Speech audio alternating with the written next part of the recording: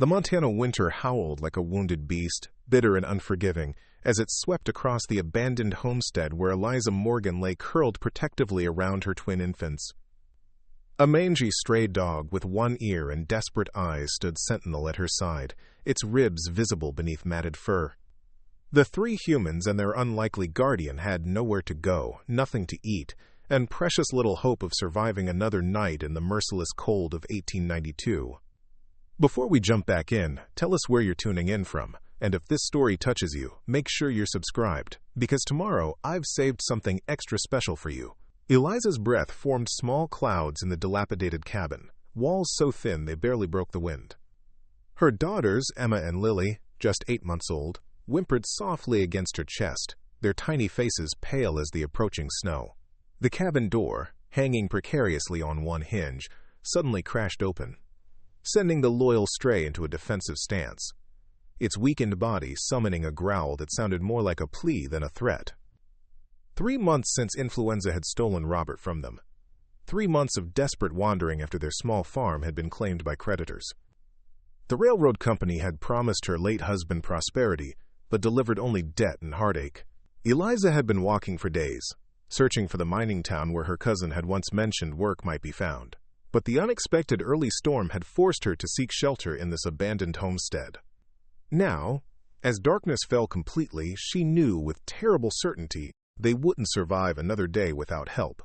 "Hush now," she whispered to the dog as 3 tall figures filled the doorway, silhouettes against the gray winter light. "Please," she managed, her voice cracking from disuse and thirst. "Don't hurt my babies." The tallest of the men stepped forward, removing his snow-crusted hat. "Ma'am," his deep voice rumbled through the empty cabin. "Nobody's gonna hurt you, or those little ones." He crouched down, keeping a respectful distance, his weathered face illuminated by what little daylight remained. Eliza guessed him to be about 35, with eyes that held both strength and unexpected gentleness. "Jackson Blackwood," he introduced himself. "My brothers and I own the Silverleaf Ranch about 4 miles west." His eyes took in the scene, the thin blanket, the hungry dog, the exhausted mother, the infants with cheeks hollowed by hunger. "We were tracking a mountain lion that's been taking our calves when we saw smoke. Didn't expect to find anyone out here." The other 2 men remained by the door, their expressions a mixture of concern and uncertainty. One was clearly younger, perhaps 20, with the same strong jaw as Jackson. The older one, gray at his temples, nodded toward the infants. "Those babies need warmth, miss," the older man said, "and food." "I'm Mason," the younger one added. "That's our foreman, Hank. Look, our ranch isn't fancy, but we've got a warm kitchen and plenty of food." Eliza clutched her daughters tighter. She'd heard stories of men who preyed on desperate women. The stray dog, sensing her fear, pressed closer to her side. Jackson's eyes fell on the dog. "Loyal thing, ain't he? Looks half-starved himself." He reached slowly into his pocket and pulled out a strip of jerky. Instead of offering it directly, he placed it on the floor halfway between them. The dog looked at Eliza, as if asking permission. "Go on," she whispered. The dog inched forward, snatched the offering, and retreated to Eliza's side, devouring it in seconds. Something about the simple kindness of the act made Eliza's eyes fill with tears she'd been too exhausted to shed for weeks. "I can't pay you," she said, her voice stronger now. "I don't have anything left." "Nobody's asking for payment, ma'am," Jackson replied, his voice soft but firm. "There's a blizzard coming. You won't survive it here." He gestured to the cabin's crumbling walls and the snow already drifting through gaps in the roof. "I give you my word. You'll be safe at Silverleaf." Eliza studied his face, searching for deceit and finding none. Emma began to cry in earnest now, her tiny wail joining the howling wind. The decision was made for her. They would die here for certain. "All right," she whispered. "Thank you." Jackson nodded, then turned to his brother. "Mason, ride ahead. Tell Mrs. Gunderson to prepare the east bedroom and heat some milk." He looked back at Eliza. "Our housekeeper," he explained, "raised us 3 boys after our parents died. Heart bigger than Montana. temper fiercer than a grizzly. The younger brother tipped his hat and disappeared into the swirling snow. Jackson approached slowly, removing his heavy coat. "For the little ones," he said, offering it to Eliza. The warmth of the wool enveloped her as she carefully wrapped her daughters. "Can you ride?" Hank asked practically. Eliza nodded, though in truth she wasn't certain she had the strength to stay mounted. As if reading her thoughts, Jackson spoke again. "You'll ride with me. I'll hold the babies while you mount, then hand them up." His tone left no room for argument, and Eliza found herself oddly comforted by his quiet authority. The stray dog watched the proceedings with suspicious eyes. "He comes too," Eliza insisted, her first real demand. "He's protected us for weeks." Jackson and Hank exchanged looks. "Ranch has plenty of dogs," Jackson said with a slight shrug. "One more won't matter. Preparing and narrating this story took us a lot of time, so if you are enjoying it, subscribe to our channel. It means a lot to us." Now back to the story. Outside, the snow had intensified, the world reduced to swirling white. Jackson's horse, a massive chestnut stallion, stood patiently as Eliza was helped into the saddle. The dog followed anxiously as Jackson carefully handed the bundled infants up to her. "Hold tight now," he instructed, swinging up behind her. His arms formed a protective circle as he took the reins, his body warm against her back. In any other circumstance, Eliza would have been mortified by such proximity to a stranger. Now, she was simply grateful for the warmth and support. The journey passed in a blur of white and cold. Eliza focused on the steady rhythm of the horse's gait and the solid presence of the man behind her. The dog trotted alongside, occasionally disappearing into drifts, only to emerge again, determined not to lose them. When they finally broke through a stand of pines, the Silverleaf Ranch materialized like a dream. Lamplight glowed from windows of a substantial two-story house. A large barn and several outbuildings created the silhouette of prosperity against the darkening sky. "Home," Jackson said simply, the word carrying a weight Eliza couldn't quite define. As they approached the house, the front door flew open, spilling golden light onto the snow-covered porch. A stout woman with silver-streaked dark hair, pulled back in a severe bun, stood with hands on her hips. "Jackson Blackwood?" she called over the wind. "What in heaven's name have you?" Her words cut off as she saw Eliza and the babies. Without another word, she bustled down the steps, practical and efficient. "Bring them in this instant," she commanded. Those poor babes look half frozen. Inside, warmth enveloped Eliza like an embrace. The house smelled of fresh bread and coffee, scents so homely they brought a fresh wave of tears to her eyes. Mason stood by a massive stone fireplace, stoking the flames. The dog, after a moment's hesitation, slipped through the door and settled warily by Eliza's feet. "I'm Agnes Gunderson."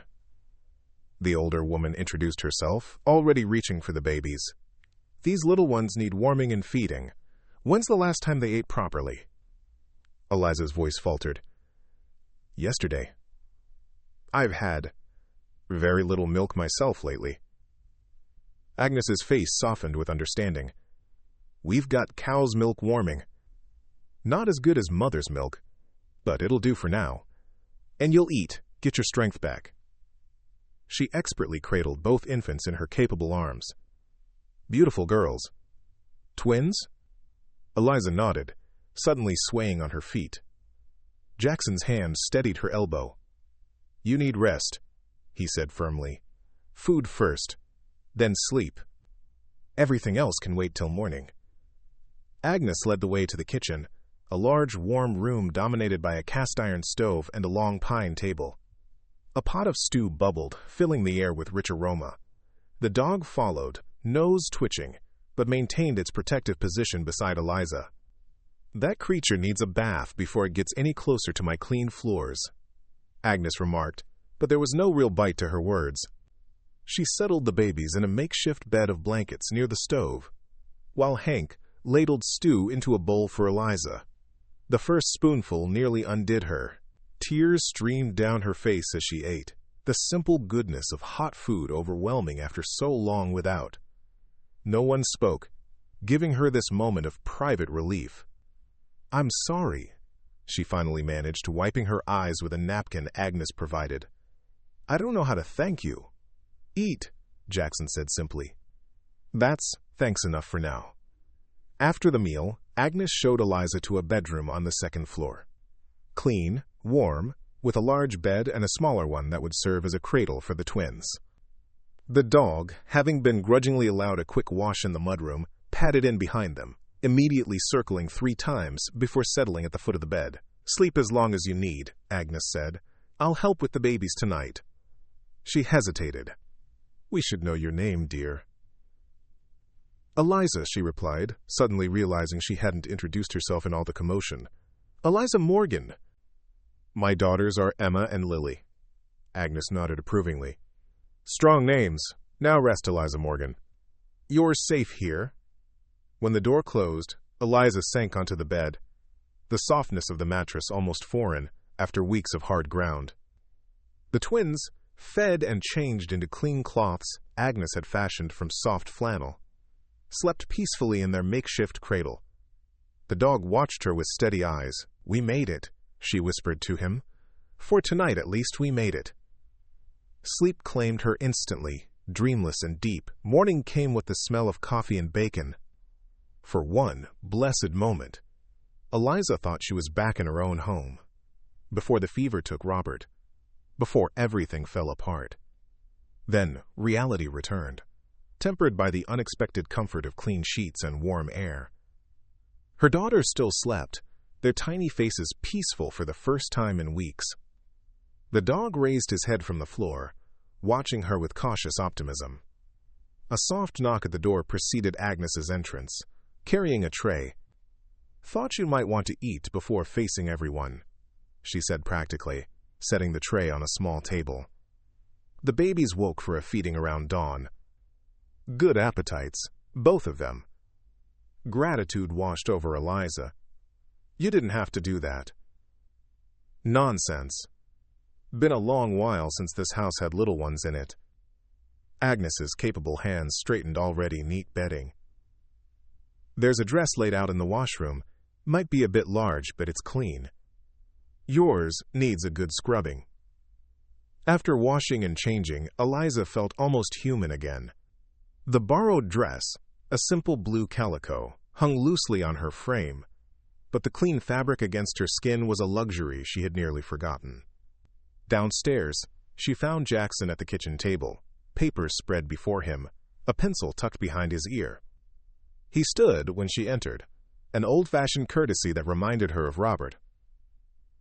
"Morning," he said, his deep voice somehow less intimidating in daylight. "The little one's still sleeping?" "Yes. Your Mrs. Gunderson has been very kind." Eliza clasped her hands, suddenly unsure. In the harsh light of day, her situation seemed even more precarious. "Mr. Blackwood, I'm very grateful for your help, but I should continue on as soon as the weather clears. My cousin and Helena might." "Helena's more than 100 miles north," Jackson interrupted, his expression serious. "No trains running with the snow, and the pass won't be clear for weeks. Even then, traveling alone with 2 infants." He shook his head. Reality crashed down on Eliza. She had nowhere to go, no money, no husband, nothing but 2 hungry babies and a stray dog that had somehow appointed itself their protector. "I can work," she said desperately. "I'm strong. I can cook, clean, mend." "Sit down, Mrs. Morgan," Jackson said gently. "Please." She sank into a chair, the dog immediately settling at her feet. Jackson remained standing, looking out the window at the snow-covered landscape. "This ranch," he began slowly, "it was my father's dream. He and my mother came out here when there was nothing but wilderness and promise. Built it all from scratch."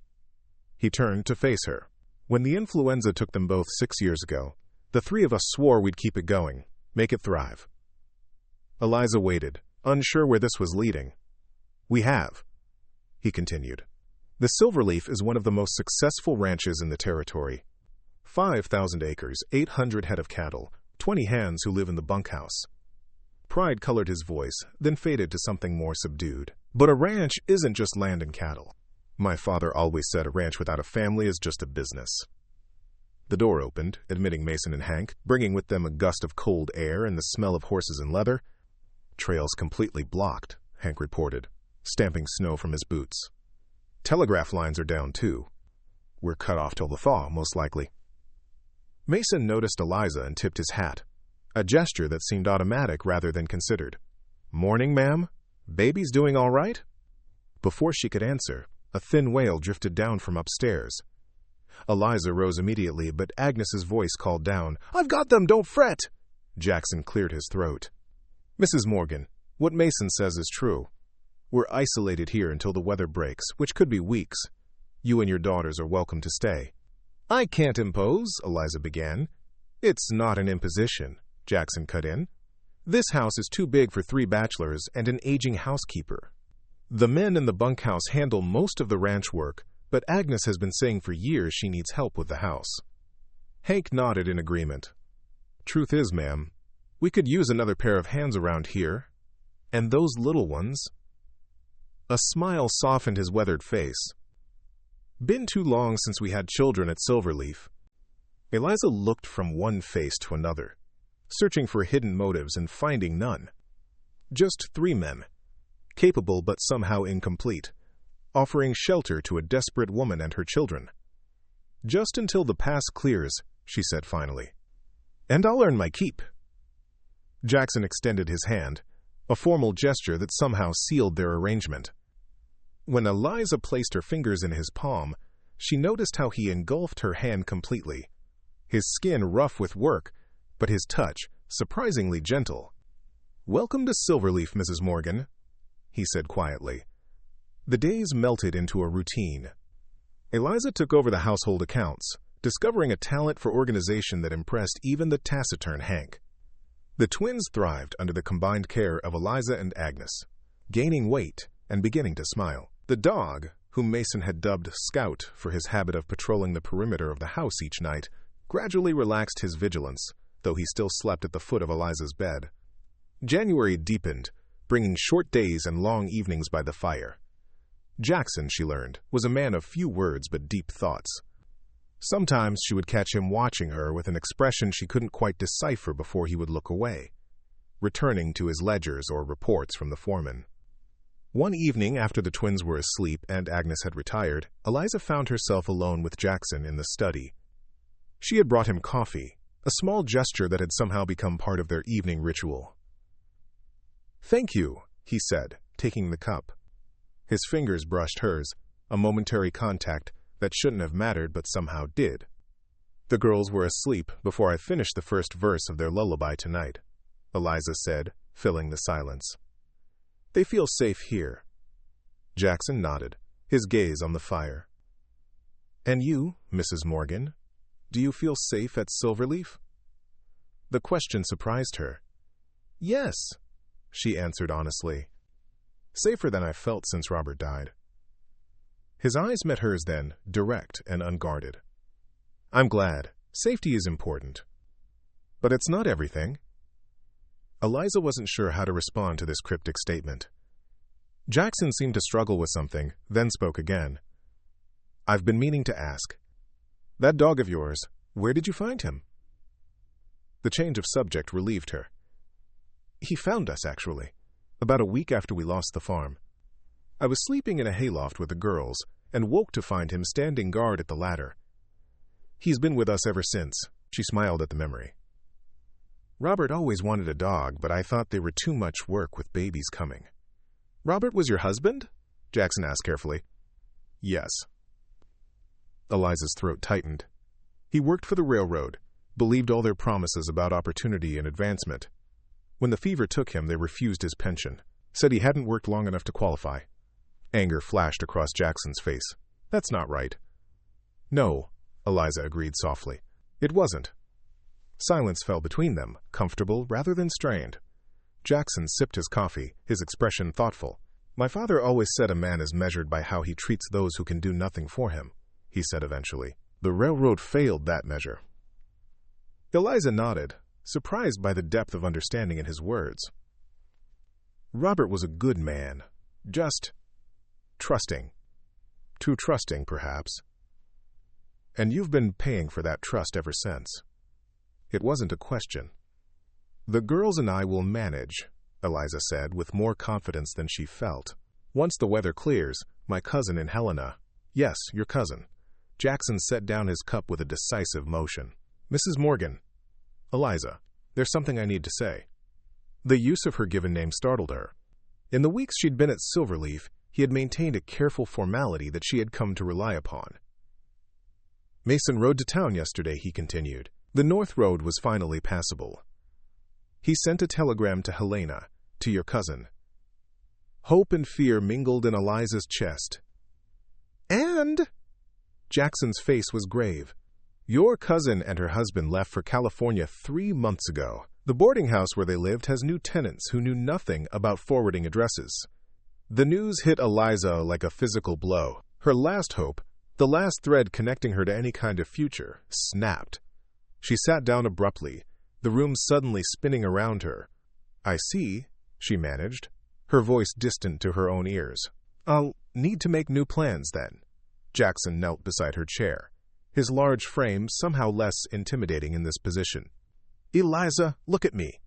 She raised her eyes to his, fighting tears that threatened to overwhelm her. Stay, he said simply. We need you here.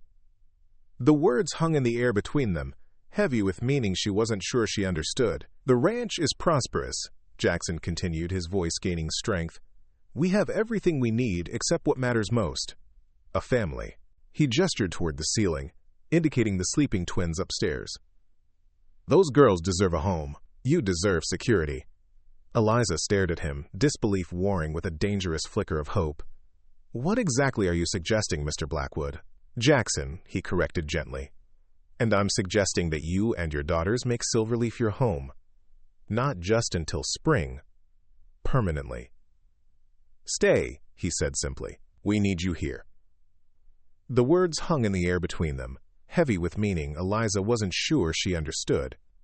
The ranch is prosperous, Jackson continued, his voice gaining strength.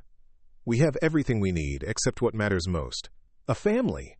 He gestured toward the ceiling, indicating the sleeping twins upstairs. Those girls deserve a home. You deserve security. Eliza stared at him, disbelief warring with a dangerous flicker of hope. What exactly are you suggesting, Mr. Blackwood? Jackson, he corrected gently. And I'm suggesting that you and your daughters make Silverleaf your home, not just until spring, permanently. Eliza's mind raced. Was he offering charity, employment, or something else entirely? She straightened her back, determined not to misunderstand. As what, exactly? She asked carefully. Your housekeeper. I appreciate the offer of work, but I need to be clear about. As my wife, Jackson interrupted, his voice dropping to nearly a whisper. If you would consider it. The world seemed to stop. Eliza could hear the crackling of the fire, the distant howl of the wind, the soft ticking of the grandfather clock in the hallway. She searched his face for signs of mockery or pity and found neither. You can't be serious, she finally managed. You don't even know me. Jackson rose from his kneeling position and moved to the window, looking out at the snow-covered ranch. I know enough, he said quietly. I know you're brave. I know you love those girls more than your own life. I know you're smart with figures and have a way with Scout that shows a kind heart. He turned back to face her. I'm not a romantic man, Eliza. I'm practical. This ranch needs a woman's touch. Those girls need stability. And you need security. His voice softened. We could help each other. A marriage of convenience, Eliza whispered, the words tasting strange on her tongue. At first, perhaps, Jackson acknowledged. But who knows what might grow from it? His honesty was both startling and refreshing. I'm not asking for an answer tonight. Think about it. Talk to Agnes if you want a woman's perspective. Eliza nodded, still too stunned to form a coherent response. Jackson seemed to understand, moving toward the door. Whatever you decide, he said, pausing at the threshold. You and the girls have a place here for as long as you need it. That's a promise. After he left, Eliza sat motionless, staring into the fire. A marriage of convenience. Such arrangements weren't uncommon in the West, where practical considerations often outweighed romantic notions. She'd heard of mail-order brides, widows marrying widowers to combine households, practical arrangements made for survival and security. But could she marry a man she barely knew? A man who stirred confusing feelings of gratitude, respect, and something else she wasn't ready to name? She thought of Robert, of their love that had grown from childhood friendship to marriage. They had known each other completely, shared dreams and disappointments. His death had left a void she'd thought could never be filled. And yet, here was Jackson Blackwood offering her children safety, offering her a position of respect rather than charity, offering a future when all other doors seemed closed. Eliza rose and moved quietly upstairs. In the small adjoining room to her bedroom, Emma and Lily slept peacefully, their tiny chests rising and falling in perfect synchronization. At the foot of her bed, Scout raised his head, his one good ear perked questioningly. "What should I do?" she whispered to the dog, who only tilted his head in response. Sleep eluded her that night. She lay awake, weighing options that seemed to dwindle with each passing hour. By dawn, exhaustion had brought clarity. She would give Jackson his answer at breakfast. The kitchen was warm and fragrant with the smell of biscuits when Eliza entered, Emma on one hip and Lily in her other arm. Agnes took one look at her face and seemed to know something significant had happened. "Mason, take those babies for a minute," the older woman instructed. "I need Eliza's help with the preserves." To Eliza's surprise, the young man complied without complaint, awkwardly but gently taking both infants. "Come on, little ladies," he said, his voice softening as it always did around the twins. "Uncle Mason's got you."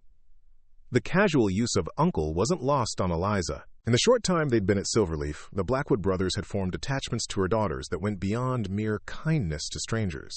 In the pantry, Agnes shut the door and turned to Eliza. "He asked you, didn't he? To stay."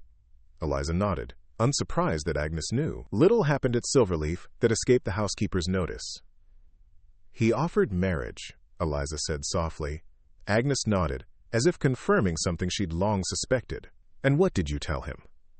"Nothing yet. I needed time to think." The older woman's hands busied themselves with jars of preserved peaches, but her eyes remained on Eliza's face. "Jackson Blackwood is a good man," she said carefully. "Not one for flowery words or grand gestures, but his word is iron and his heart is true."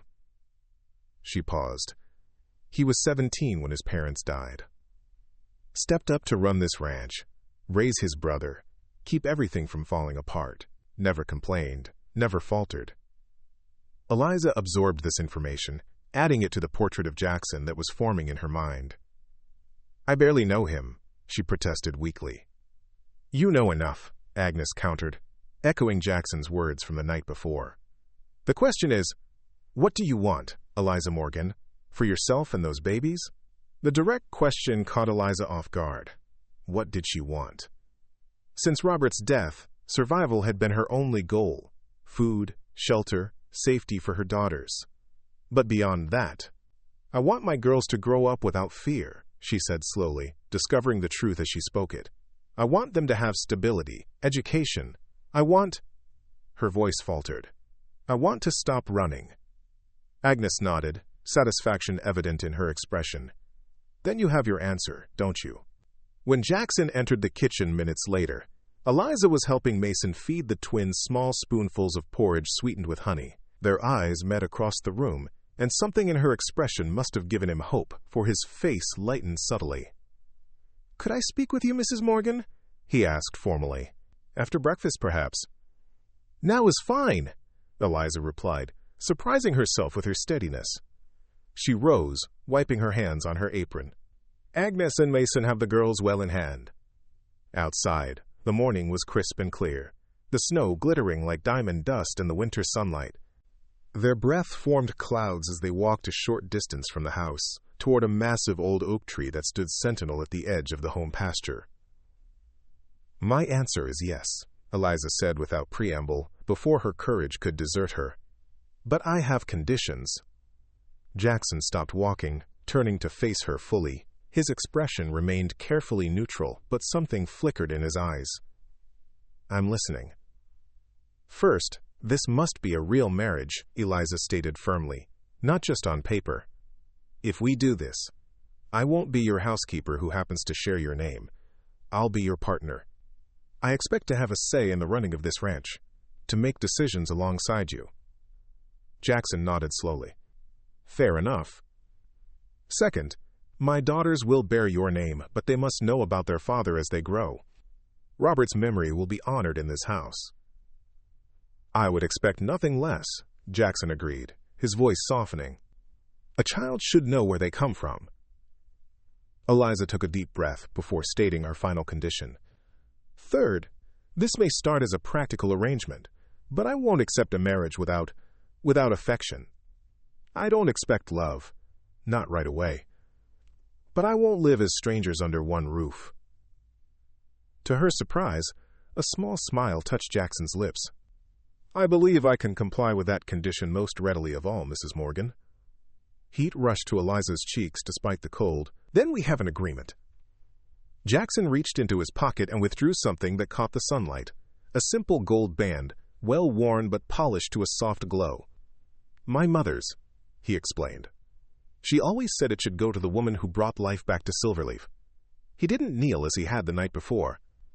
Instead, he stood straight and tall, holding the ring between them like a promise. "Eliza Morgan, will you marry me and make this ranch a home again?" Eliza extended her hand, steady despite the enormity of the moment. "I will." The ring slid onto her finger. Slightly loose but somehow right, Jackson's hands, rough with work but capable of such gentleness, lingered on hers for a moment longer than necessary. "We should tell the others," Eliza said, suddenly shy. Jackson nodded, offering his arm in a formal gesture that made her smile despite herself. As they walked back to the house, Scout appeared from around the barn, trotting to join them as if sensing a significant change. "That dog," Jackson remarked, "has appointed himself your personal guardian." "He's been with us through the worst," Eliza replied, reaching down to scratch Scout's good ear. "Seems only fair he should be with us for something better." Inside, the announcement was met with varying reactions. Mason whooped like a boy, his dignity forgotten in genuine delight. Hank nodded approvingly, offering a gruff "about time" that suggested he'd been expecting this development. Agnes simply smiled, her eyes suspiciously bright as she bustled about, suddenly talking of wedding preparations and special meals. The next 2 weeks passed in a flurry of activity. Word was sent to town that Jackson Blackwood was to be married, and despite the still treacherous roads, visitors began to appear. Neighbors on horseback, the minister and his wife in a sturdy sleigh, the general store owner with fabric for a wedding dress. Eliza was overwhelmed by the community's response. These people didn't know her, yet they brought gifts, offered help, welcomed her, as if she'd always belonged among them. "Folks around here respect Jackson," Hank explained one evening as he whittled a small wooden horse for the twins. "Him taking a wife, it's a big thing. Means Silverleaf has a future."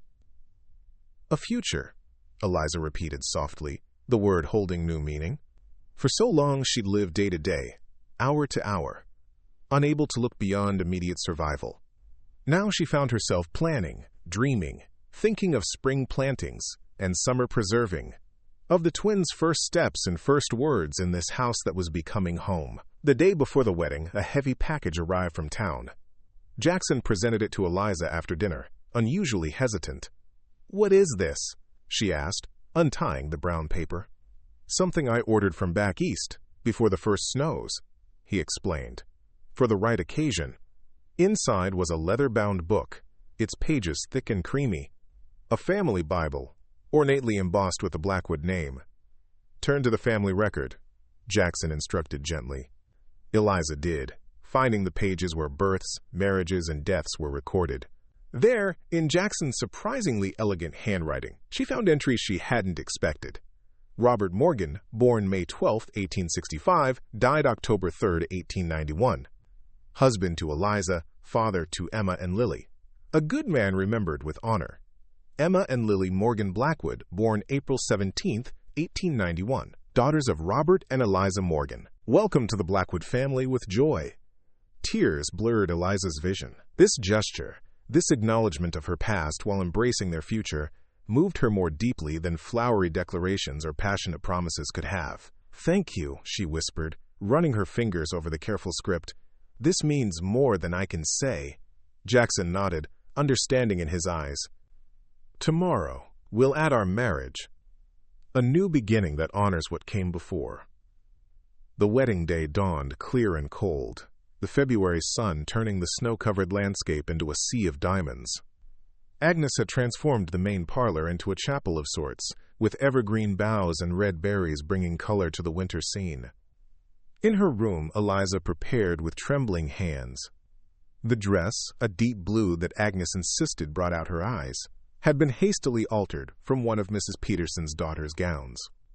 It fit surprisingly well, the color rich against Eliza's fair skin and dark hair. A soft knock at the door revealed Mason, uncharacteristically formal in his Sunday best, a small box in his hands. "Something borrowed," he explained, opening the box to reveal a delicate silver hairpin with a small pearl. "Belonged to our mother. Agnes thought you might want to wear it." The simple kindness nearly undid Eliza's composure. "I would be honored," she managed, turning so the young man could place it in her carefully arranged hair. "You look beautiful," Mason said sincerely. "Jackson's a lucky man." He cleared his throat.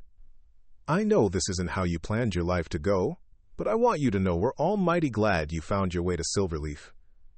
Downstairs, the small parlor was filled with neighbors and ranch hands, all turned to watch as Eliza descended the stairs. The twins, dressed in matching white dresses Agnes had fashioned from an old tablecloth, were held by Hank and Mason at the front of the room. And there was Jackson, tall and straight in a black suit that transformed him from rugged rancher to distinguished gentleman. His eyes, when they found hers, held a warmth that belied the practical nature of their arrangement. The ceremony itself was brief, the minister's words simple but profound. When Jackson placed a second ring on Eliza's finger, this one new, purchased from town, his hands were steady, his voice clear as he repeated his vows. "I, Jackson William Blackwood, take thee, Eliza Jane Morgan, to be my lawfully wedded wife.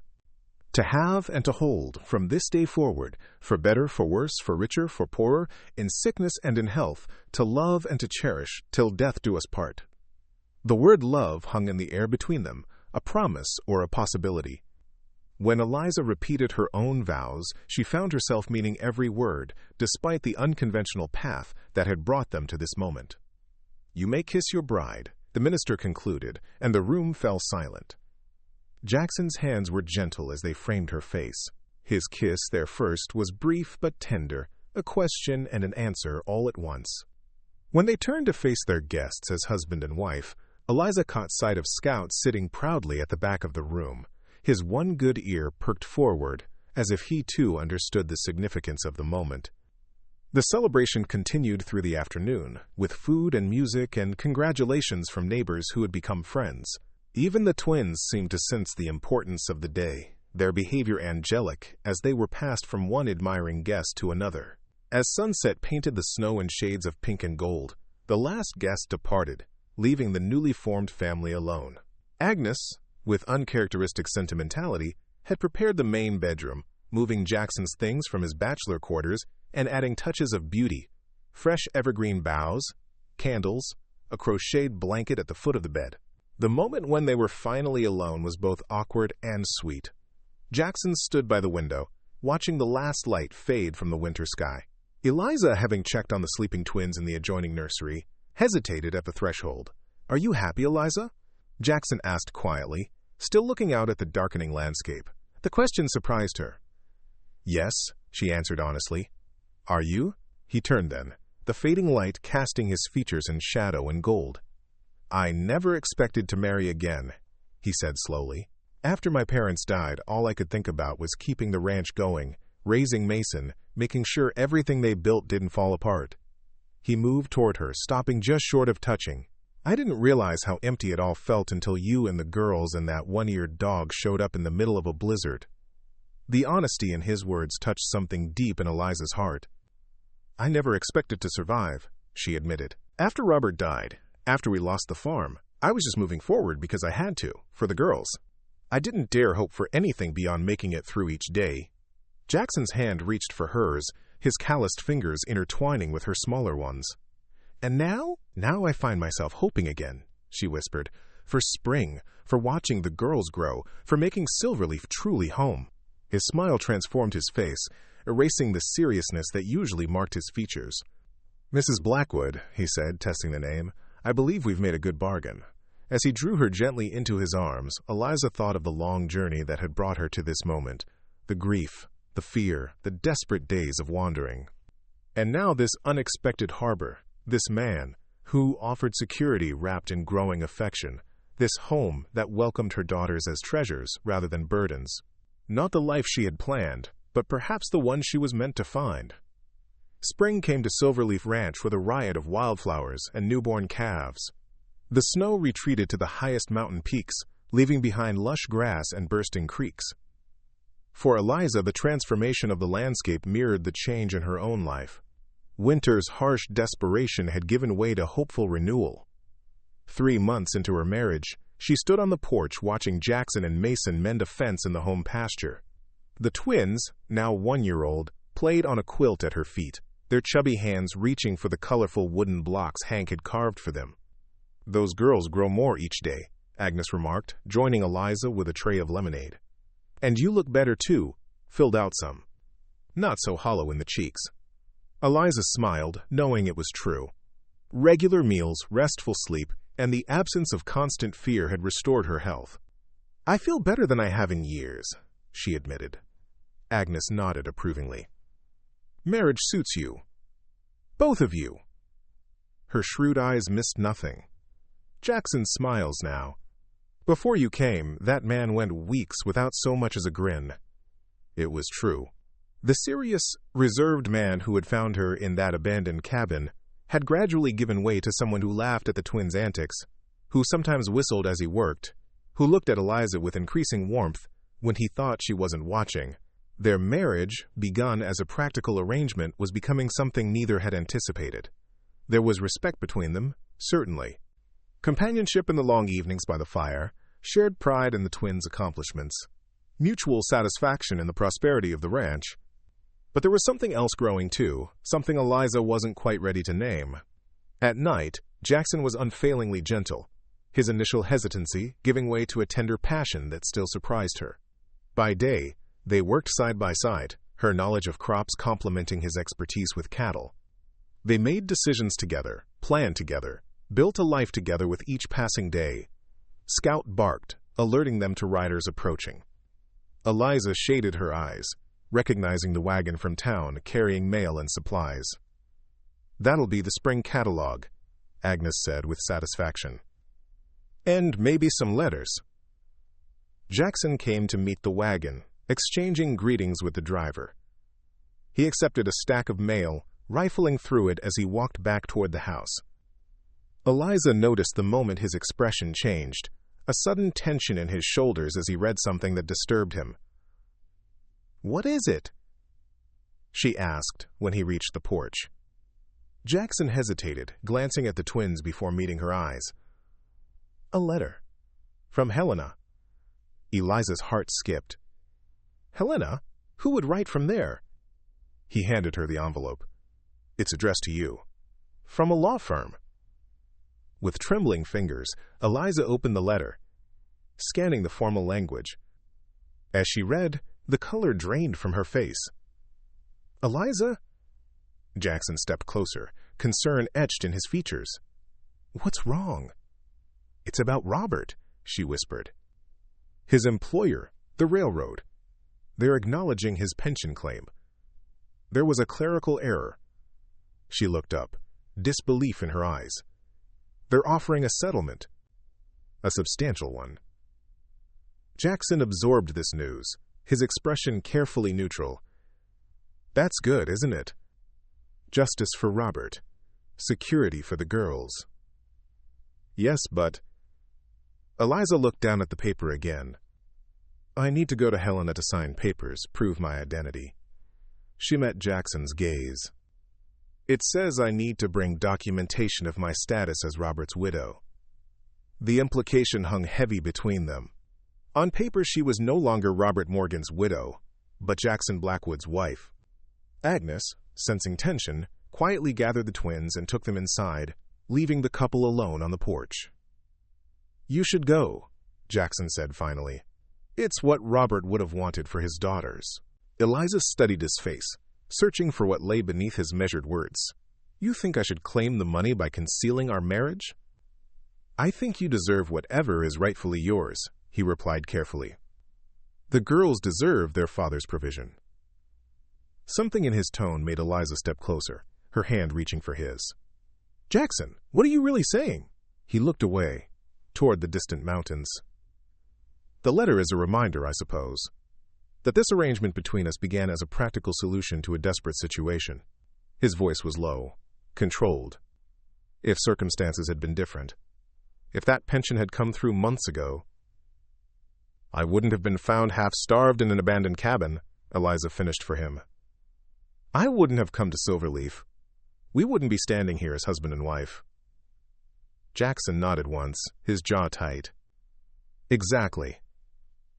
Eliza felt something cold settle in her stomach. All these months, she had thought they were building something real, something beyond their initial bargain. Had she been fooling herself? "Do you regret it?" she asked quietly.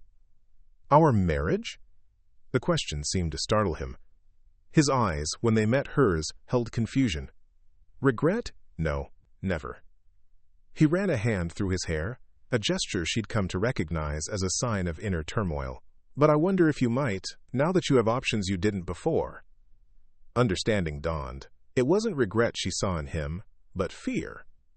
Fear that she might choose a different path, now that necessity no longer bound her to Silverleaf.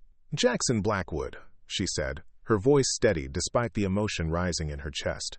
"Do you truly believe I would leave? That a sum of money, however substantial, would make me abandon what we've built here?" A flash of vulnerability crossed his face, so quick she might have missed it if she hadn't been watching closely. "People leave, Eliza. They always do, one way or another." The words held echoes of old pain, his parents' deaths, perhaps other losses he had never spoken of. Eliza's heart ached for the lonely boy who had shouldered so much responsibility, the man who had built walls to protect himself from further hurt. She stepped closer, taking both his hands in hers. "I'm not leaving," she said firmly. "This is our home now. Yours, mine, the girls. Whatever settlement comes from the railroad, it changes nothing between us." Hope and doubt warred in his expression. "You're sure?" "I've never been more certain of anything." And as she said it, Eliza knew it was true. Silverleaf had become more than shelter, more than security. It had become the place where her heart resided. Jackson's relief was palpable. His hands tightened around hers. "Then we'll go to Helena together. Handle the legal matters properly. Make sure the girls get what's rightfully theirs." The tension broken, they stood in comfortable silence, watching the afternoon light play across the greening pastures. After a moment, Jackson spoke again, his voice lighter. "Besides, it's about time I showed off my beautiful wife in town. Let all those doubters see what became of the Blackwood bachelor." Eliza laughed, the sound carrying across the yard. "I'm not sure Helena society is ready for a former homeless widow turned rancher's wife." "Their loss," Jackson said simply, and the warmth in his eyes made her breath catch. The journey to Helena was planned for early June, when the mountain passes would be fully clear. In the weeks leading up to their departure, life at Silverleaf continued its pleasant rhythm. The twins grew more adventurous each day, pulling themselves up on furniture and taking tentative steps while clutching adult fingers. One evening, as Eliza sat on the porch mending, she heard a commotion from the barn. Looking up, she saw Jackson emerge carrying Emma, whose face was streaked with tears. Mason followed with Lily, looking equally distraught. "What happened?" Eliza asked, setting aside her sewing and rushing to meet them. "Someone," Jackson said with mock severity, "decided to go exploring in the barn without supervision. They managed to upset a nest of barn swallows." Despite his tone, Eliza could see the barely suppressed amusement in his eyes as he handed the crying child to her. Emma immediately buried her face in her mother's neck, her tiny body still shaking with sobs. "Poor darlings," Eliza crooned, reaching for Lily as well. "Were the birds very angry?" "Swooped down like avenging angels," Mason confirmed, fighting a grin. "You should have seen Jackson. Charging in like a hero, scooping up both girls like he was rescuing them from a grizzly." Jackson's cheeks reddened slightly. "They were scared," he said defensively. "Those birds can be aggressive." The protective instinct in his voice, the way he hovered even now as Eliza comforted the twins, sent a wave of emotion through her. This man, who had married her out of practicality and kindness, had become a true father to her daughters in every way that mattered. Later that night, after the twins were asleep in their cribs, Eliza found Jackson in their bedroom, staring out the window at the star-filled sky. "Thank you," she said softly. He turned, eyebrows raised in question. "For what?" "For loving them as your own." She moved to stand beside him. "I see it every day, in 100 small ways." Jackson was quiet for a long moment. "They make it easy," he finally said. "They're a part of you, and they're—" He struggled to find the right words. "They're innocent, pure. Loving them feels as natural as breathing." Eliza reached for his hand, threading her fingers through his. "Emma said a new word today." She pointed at your hat hanging by the door and said, "Papa." Jackson's breath caught audibly. "She did?" Eliza nodded, her throat tight with emotion. "Is that all right?" "That they're starting to see you that way." His answer was to draw her into his arms, holding her close as if she were something infinitely precious. "It's more than all right," he whispered against her hair. "It's everything I never knew I wanted." The journey to Helena took 3 days by wagon, the twins fascinated by the changing landscape and the adventure of sleeping under stars. Scout, now a dignified member of the family with a fine new collar, trotted alongside, occasionally ranging ahead as if scouting their path. Helena proved to be a bustling city by Montana standards, with brick buildings, proper sidewalks, and shops selling goods from as far away as New York and San Francisco. Eliza, who had only passed through briefly during her desperate wandering, saw it now through different eyes. They took rooms at a respectable hotel, the proprietor fawning over Jackson as an important rancher and treating Eliza with deference as his wife. The twins, dressed in matching blue dresses Agnes had sewn for the occasion, drew admiring glances wherever they went. The meeting at the law office was brief but significant. The railway representative, a thin man with spectacles and a perpetual frown, seemed displeased to discover Eliza had remarried. "The settlement was calculated based on your status as a widow with dependents," he explained stiffly. "Your new circumstances may affect the amount." Before Eliza could respond, Jackson spoke, his voice carrying the quiet authority that commanded respect on the ranch. "My wife's remarriage does not change the fact that Robert Morgan died in service to your company, leaving 2 fatherless children behind." His hand covered Eliza's on the polished mahogany table. "The settlement acknowledges your company's error in denying his rightful pension. I suggest we proceed as planned." The railway man blinked, clearly unused to being challenged. "Very well," he conceded after a moment. "The full settlement will be paid, as outlined in our letter." As they left the office, legal documents signed, and a bank draft secured in Jackson's inside pocket, Eliza felt a weight lift from her shoulders. "Robert would be pleased," she said softly, "knowing the girls will have something from him as they grow." Jackson nodded, understanding in his eyes. "We'll put it aside for their future. Education. Maybe a dowry someday." "A stake in the ranch," Eliza suggested. "So they always have a home no matter what." "They already have that," Jackson said firmly. "Silverleaf will be theirs one day, just as much as if they'd been born Blackwoods." The sincerity in his voice brought tears to Eliza's eyes. How far they had come from that desperate night in the abandoned cabin, from the practical arrangement proposed by the firelight, from the cautious beginnings of their life together.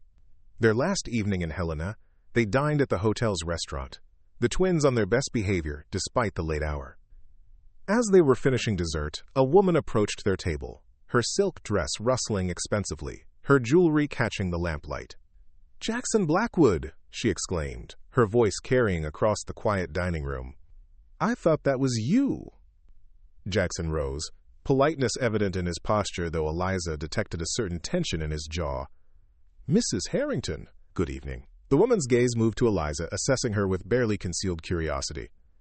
And this must be your wife. We heard you'd finally married. The slight emphasis on finally carried volumes of unspoken commentary. Eliza, this is Victoria Harrington, Jackson said smoothly. Her husband owns the largest bank in Helena. Mrs. Harrington, my wife Eliza, and our daughters Emma and Lily. The woman's perfectly shaped eyebrows rose slightly at the introduction of the twins, her gaze lingering on their dark hair, so unlike Jackson's sandy brown. Charming, she murmured. How fortunate for you all. The implication was clear, and Eliza felt heat rise to her cheeks. Before she could respond, Jackson's hand came to rest on her shoulder, his touch reassuring. Very fortunate indeed, he agreed, his voice warm as he looked down at Eliza. The best decision I ever made was bringing them home to Silverleaf. Mrs. Harrington's smile tightened. Well, you must call on us before you leave town. Caroline would be delighted to see you again. As she swept away, Eliza looked questioningly at Jackson. Caroline? A shadow crossed his face. Her daughter. There was an understanding of sorts, years ago. Nothing formal. Understanding dawned. She expected you to marry her daughter. Jackson sighed, retaking his seat. Many people expected many things, none of which mattered once I found you. The simple declaration, spoken so matter-of-factly in a crowded restaurant, warmed Eliza from within. There had been options for Jackson Blackwood, respectable options with dowries and connections. Yet he had chosen her, a penniless widow with 2 infants and a stray dog. Later, as they walked back to their rooms, the twins asleep in their arms, Eliza broached the subject again. Tell me about Caroline. Jackson looked surprised at her persistence, but answered honestly. There's not much to tell. She's a nice enough girl. Pretty. Well-educated back east. Her parents had been pushing for a match since she came home 3 years ago. And you weren't interested? He considered the question, his pace slowing. I was resigned, perhaps. Marriage was expected eventually. The ranch needed heirs. Caroline was suitable. He shrugged. But every time Mrs. Harrington invited me to dinner, I found an excuse to be busy at the ranch. Eliza digested this information. So if you hadn't found us that night, I'd still be finding excuses, Jackson finished with a small smile, and missing what I didn't know I needed.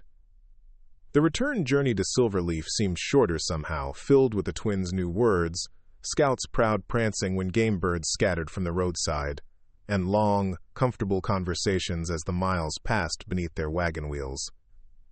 On the final day, as the familiar silhouette of the ranch appeared on the horizon, Eliza felt a surge of emotion she hadn't expected. This was home now. Truly home, in a way that transcended mere shelter or security. Looks like they've been busy while we were gone, Jackson remarked, pointing to activity around the barn. Hank said they'd start bringing in the new stock this week. As they drew closer, Eliza noticed something different about the main house. Jackson, look at the front porch. Where there had been a simple wooden bench before their departure, there now stood a large porch swing, wide enough for 2 adults and 2 small children, painted white to match the house trim. Mason emerged from the barn, waving as he spotted them. Welcome home, he called, jogging to meet the wagon. What do you think of the surprise? You built that? Jackson asked, impressed, as he handed the reins to his brother and climbed down. Hank and I both, Mason confirmed proudly. Agnes said every proper family home needs a porch swing for summer evenings. His eyes twinkled as he reached for Lily, who was stretching her arms toward her favorite uncle. Thought the girls would like it. Eliza felt her heart swell as she watched the easy way the twins were welcomed home, the pride in Mason's face as he showed off their handiwork, the approving nod from Hank who had appeared in the doorway. This was family, built not from blood but from choice and circumstance and growing love. That evening, after the twins were asleep and the household had settled into peaceful quiet, Jackson and Eliza sat together on the new swing, gently rocking as twilight deepened around them. Scout lay at their feet, occasionally raising his head to track the movement of nighthawks against the darkening sky. "I've been thinking," Jackson said after a comfortable silence, "about what happens next." Eliza turned slightly to see his face in the fading light. "What do you mean?" "The railway settlement, the ranch's expansion, the twins growing up." He reached for her hand, a gesture that had become natural between them. "The future, I suppose." Something in his tone made Eliza's heart beat faster. "And what have you decided?" Jackson was quiet for a moment, choosing his words carefully. "When my parents died, everything became about survival. Keeping the ranch, raising Mason, just continuing." His thumb traced circles on the back of her hand. "I never looked beyond the next season, the next year at most." Eliza nodded, understanding perfectly. "That's how it was for me after Robert died. One day at a time, just trying to keep the girls alive." "But now," Jackson continued, "I find myself thinking about 5 years from now. 10, 20. His voice softened. "I want to see the twins grow up, go to school, maybe college someday. I want to build Silverleaf into something they'll be proud to inherit." The depth of emotion in his words moved Eliza deeply. "They will be proud," she assured him. "You're creating a legacy for them, for all of us." Jackson turned to face her fully, his expression suddenly intense. "That's just it, Eliza. I want more than a legacy. I want a life, a real life, with joy and purpose and—" He hesitated, then finished in a near whisper. "Love?" The word hung between them, charged with meaning. In all their months together, through the practical beginnings of their marriage, to the growing companionship and respect, neither had spoken that word aloud. "Jackson," Eliza began, her voice trembling slightly. "I need to say this," he interrupted gently. "When I found you that night, I thought I was offering you shelter, security. I thought I was doing the right thing, the honorable thing." His hand tightened around hers. "I didn't realize I was saving myself, too." Tears pricked at Eliza's eyes as he continued. "I love you, Eliza Blackwood. Not because you're the mother of those precious girls sleeping upstairs. Not because you've made Silverleaf a home again, though those things are true. I love you for your courage, your kindness, your strength." His voice dropped lower. "I love you for who you are, who you've always been." The words washed over her like a blessing, healing places in her heart she hadn't realized were still wounded. "I love you too," she whispered. "I think perhaps I have for longer than I was ready to admit, even to myself." Jackson's smile, illuminated by the first stars appearing overhead, transformed his face from handsome to breathtaking. "Then we've both been fools," he said softly, drawing her closer. "Wasting precious time." As his lips found hers in the gathering darkness, Eliza thought of the long, winding path that had brought them to this moment. The grief and loss, the desperate journey, the storm that had seemed like the end but had actually been a beginning. Up next, you've got 2 more standout stories right on your screen. If this one hit the mark, you won't want to pass these up. Just click and check them out. And don't forget to subscribe and turn on the notification bell so you don't miss any upload from us.